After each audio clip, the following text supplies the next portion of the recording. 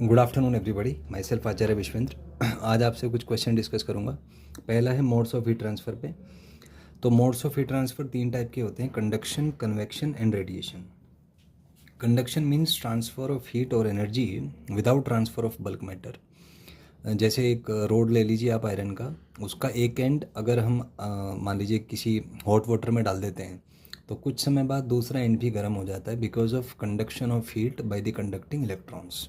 पर इसमें मैटर का ट्रांसफ़र नहीं होता, तो ये कंडक्शन हो गया। Convection means transfer of heat और energy with transfer of bulk matter.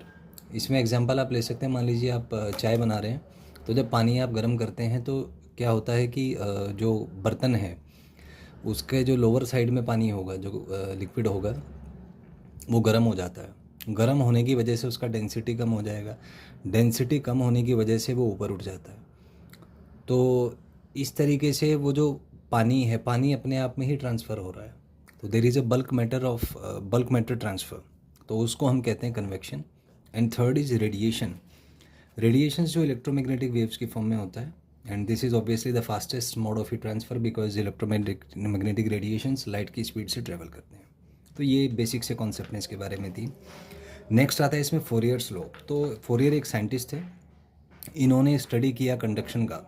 Different type के रोड्स लिए, मटेरियल्स लिया जिनका एरिया ऑफ क्रॉस सेक्शन अलग था, लेंथ अलग था, मटेरियल अलग था।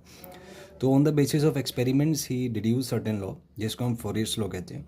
तो मान लीजिए एक रोड है और इसका एक एंड टेम्परेचर T1 पे है, दूसरा एंड टेम्परेचर T2 पे है। तो हीट फ्लो इस तरीके से होगा across the cross section area is A. तो फोरियर ने देखा कि जो heat transferred per unit time है, या जो power transferred per unit time है, that is equal to -KA T2 - T1 by L, या इसको कहा जा सकता है KA T1 - T2 by L. तो ये जो है T1 - T2, इसको डेल्टा टी बोल सकते हैं।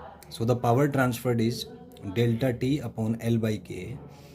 सो यहाँ पे आप देख सकते हैं कि ये जो एल बाई के ए है, इसको हम बोल देते हैं थर्मल रेजिस्टेंस। तो यहाँ से थर्मल रेजिस्टेंस आ जाता है एल अपॉन के ए।